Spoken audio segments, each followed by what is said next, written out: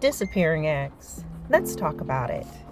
Hey guys, welcome to Big Sister. I hope you guys are having a wonderful day. Hope you guys have been enjoying my channel. I call it my baby channel, guys. So as I said, if you guys are enjoying my content, don't forget to like, share, and to subscribe.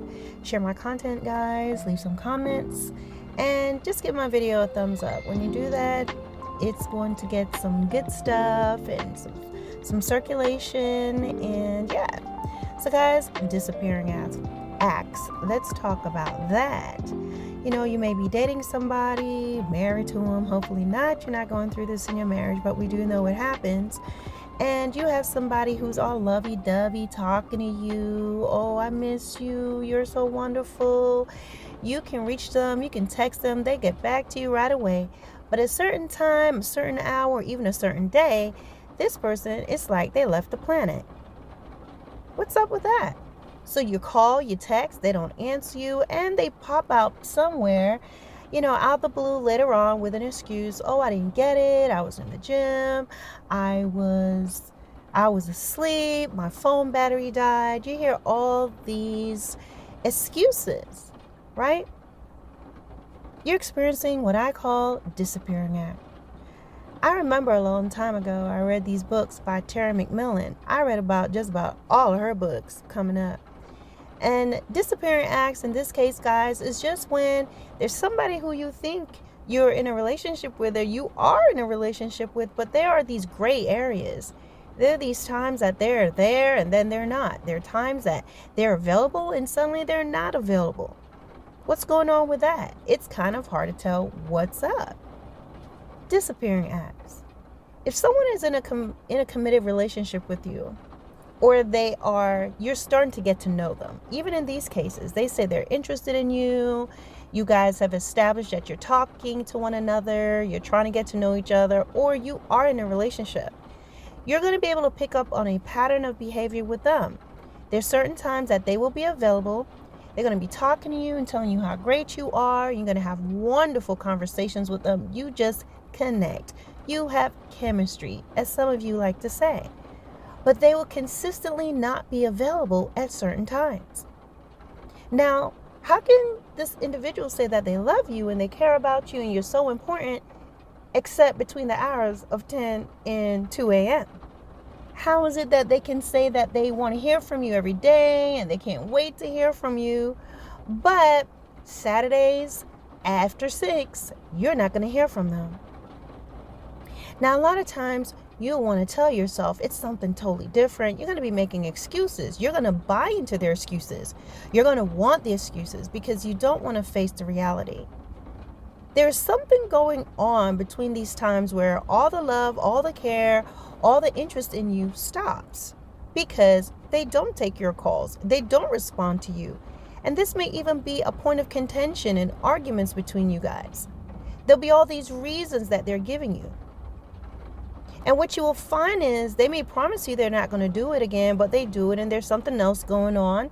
And sometimes they set the stage early to disappear on you. Have you ever met someone who from early on, they're talking about things to set the stage for their act 2? It's kind of like when you have that coworker that's going to call in from work the next day. The day before, they're setting the stage by talking about, oh, my throat hurts. You know, they're doing all these extra things so that we can sit around and be like, oh, yeah, they did say they had a sore throat. This person now plans to call in, but they set the stage the day before. And the same thing with the disappearing acts. They'll be talking to you about things like, oh, you know, my friend, what would they be saying? You know, just something, oh, I may have to help my friend out, her and her boyfriend is going through some stuff, or yeah, my friend is having some problems with his friends, I need to help him move, I need to do this, I need to do that, I'm going to help him drop off the car. There'll be all this stuff, right? Or they'll start telling you this whole story. I don't know what's going on with this person. He's been calling me, he's having some stuff going on, I hope he's okay, because sure enough, later on, they're going to pull a Houdini on you. and they're going to disappear. It's like you are dating Merlin or Perlin the magician. The best thing that you can do for yourself is, rather than stay in situations where you're arguing all the time, you're trying to figure things out, is to see things for what they are. A lot of times people that pull these disappearing acts on you, they're banking on the fact that you can't prove exactly what they're doing. But a lot of times you don't need proof. I've done a video before, and if I haven't, I will do one. What you need to look at is their consistent inconsistencies. And when you have someone who is consistently inconsistent, that is all the proof you need. You don't need to know the details. You don't need to know the specifics. You are smart enough and you are savvy enough to be able to pick up on their patterns. You can almost, in some cases, you know exactly when they're going to do things. Sometimes they're extra sweet. They come over. They want to see you. All these different things. Oh, let's go out to eat. They're doing all these things really early. Or they're just overdoing stuff, right? Overzealous. And they're talking to you and laughing with you. Just laughing extra hard at the jokes. Like, it's not that funny, my friend. What's going on? Well, because they're getting ready to pull a stunt. And so you have to make the decisions for yourself. A lot of times, as I said, the manipulation with them is, well, prove it. Can you prove that I was here? And they're very good at keeping everything all together. You can't figure things out, or they can talk themselves out of things. But what you need to trust is, and to look at, is their consistent inconsistencies, along with your intuition, along with the patterns. And you make the decision on what you're going to do. Because as I've said in the past, I've actually done this video, I just haven't uploaded it yet. You have to be your own advocate. If you don't care enough to step away, if you don't care enough to alleviate the hurt, if you don't respect yourself enough to say, hey, I'm not going to continue in this relationship. I'm so important to you until 6 p.m. I'm so important to you until Fridays between noon and 3. The reality is, there is a time that he or she does not want to be found. There's a time where he or she, they are not interested in your calls. There's literally a time, if you're married or in a serious relationship, where they do not value you or care enough to pick up the phone. They'll let it ring and ring and ring, and they'll ignore all your text messages. What would that tell you? What happened when you're actually in trouble and you need them? If they're willing to take the risk of just not taking your calls to know if anything is wrong with you, or simply they don't value you enough at that time to pick up the phone and say, hey, what's going on? That is the proof that you need. That is saying a lot.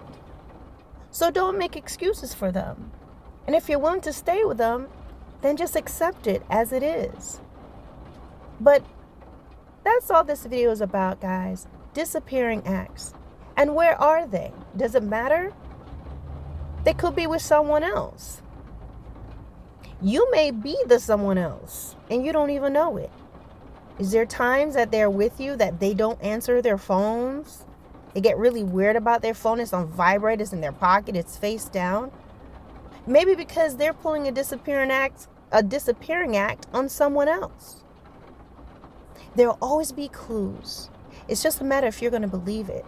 It's a matter if you're going to take it at face value. When they're pulling disappearing acts and stunts, when they're giving you excuses, you have to make a decision what to do. And the best thing you can do is cut it off. Too often people get so invested in people, they feel like, you're my whole world, you're my everything, I can't do without you. That's not a healthy way to think. Clearly they can do without you between 12 and 2. Clearly they can do without you for a whole weekend. You know, some of them will start an argument with you and disappear on you for a whole weekend. And come back in like they don't know what's going on. I didn't get any phone calls. Yes, you did. Stop being weird. You know what I mean? You have to love yourself. You have to find value in yourself. And you have to be okay being alone. It's better to cry as you're healing and moving forward than crying and being disappointed and paranoid and remaining in the same situations over and over again. Disappearing acts tells you everything you need to know. And remember, you don't need proof. Their consistent inconsistencies, along with their up and down and mysterious moments, the time that they just go ghost on you, that is all the proof that you need. All right, guys. Bye.